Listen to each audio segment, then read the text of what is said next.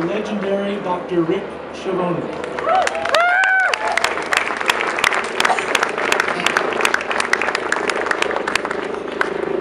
Well, I thought for a while that sitting there with 51-52 to go with one dive at the London Olympics was the most emotional I'd ever feel.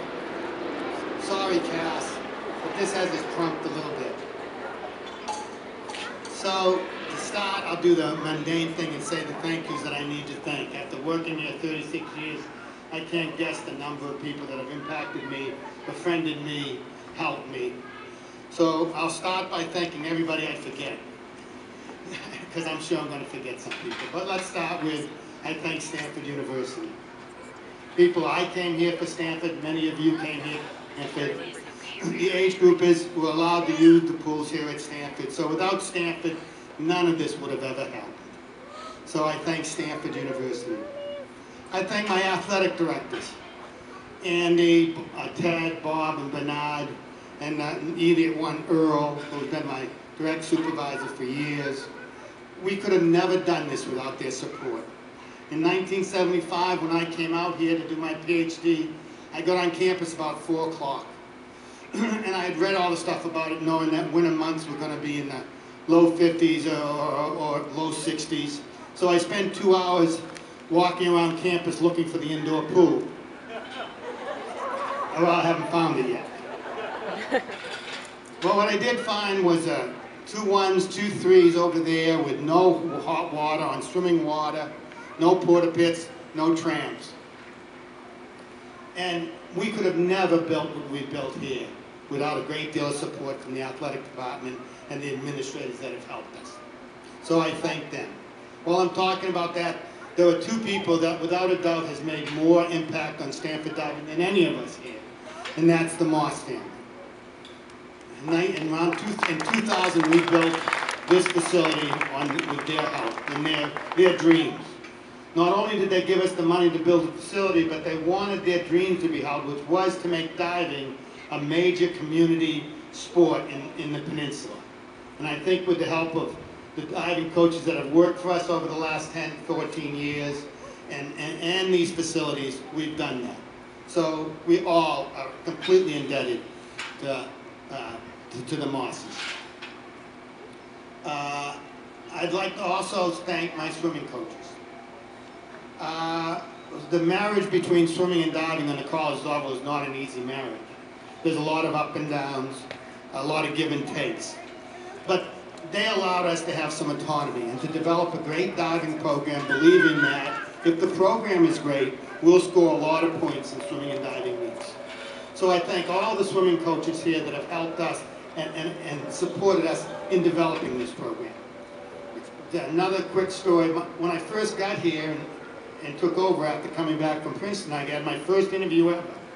And I sat there and I said I wanted to develop the best total program in the United States. Now I can guarantee you I didn't know what I was talking about. But I had thought that. Well, I now look out and there's no doubt that we've done that or come very close.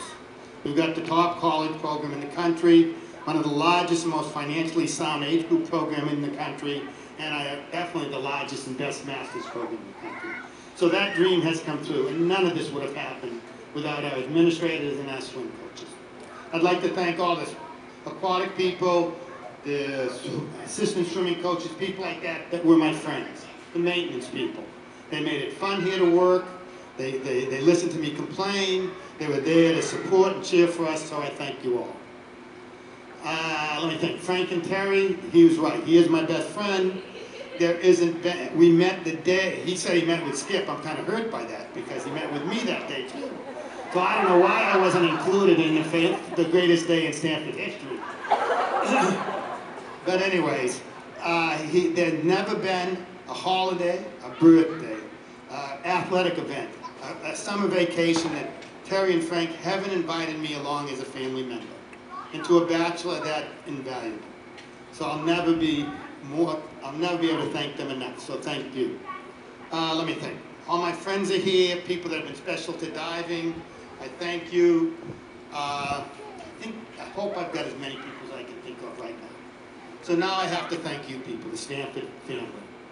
the parents, the divers, and that's hard. How do you thank those that have been the architects of your life?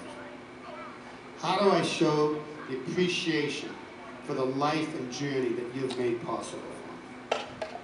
When I think of it, I'm just amazed and so thankful because you all bought in. You heard all these awful stories, and I'm sitting there going, why did these people stay?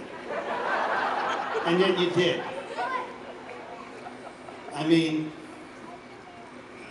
you bought into the dream. You bought into the pursuit of excellence. You bought into hard work will win something. The Stanford kids, you bought in that athletics were just as important as academics. You bought into me. You bought into our way. And, you know, there's not anyone out here who hasn't been yelled at, as you've heard, or kicked out of practice, even parents. And there isn't anybody here that didn't dive in 40-degree weather with the wind horizontal and the rain. There isn't anybody here that didn't crash, have a bad practice, have a bad meet. And yet, you always came back. Always came back the next day to work harder, to try more, to dream more. And in this process is what I think we created a proper noun, Stanford Diving. And that's why I think we're here to celebrate tonight. I think Stanford Diving means different things to all of us, but I do believe it means a lot of the same. The friendships, the bonds, the lesson learned, the memories, the good times, the bad times. All those things that made you come back tonight. When I retired, I got an unbelievable number of emails, and many from you. And they all mentioned the word that was sometime mentioned tonight, legends and legacies. People, I can honestly say there wasn't 1 minute that I ever thought of myself as a legend or ever worried about a legacy. I just coached. But after hearing it, it really didn't settle well. So I spent the summer thinking about it. And as I come back, I think, you know, I'm not the legend. Stanford Diving's the legend. And the legacy is us. The feelings we have between each other, the reason we're here, the things we took out of diving for Stanford and moved to the next phase in our lives, things we use when we hit a challenge that, yeah, what did Katie say? Amy. And Amy was an amazing young lady who would say she could get through anything after putting up with it. So those things that you learned, I think, are what our legacy is. And one of the most important things, and I've quoted already, and I'll quote it again, and it's one of the hardest things for me to get out. When I retired, Cass wrote me a tribute. And I don't know if I get this out, but in that tribute, she says, "He taught me to dream. How trite, I know it sounds, but he taught me to dream." And I hope that's the thing you all got. It couldn't be me, and enough people talked about it without me talking about the second most important proper noun in my life, Les Miserables. For you old timers, I have seen it 37 times. And I do know all the words. I knew where they should be standing at it, I know everything. But in the last part of the play, Fontaine and Ebony come back, they're angels, and they come back and join Jean Valjean, who has just died. You know it's a real upbeat mood play. And they sing a song. And the last line in the song says,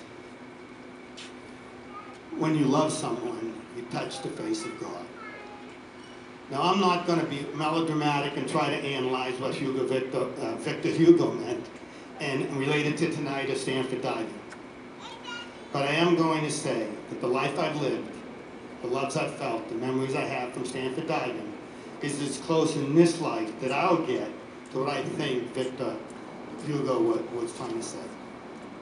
People, thank you for coming tonight. Thank you for being Stanford Diving. And thank you for being a very important part of my life.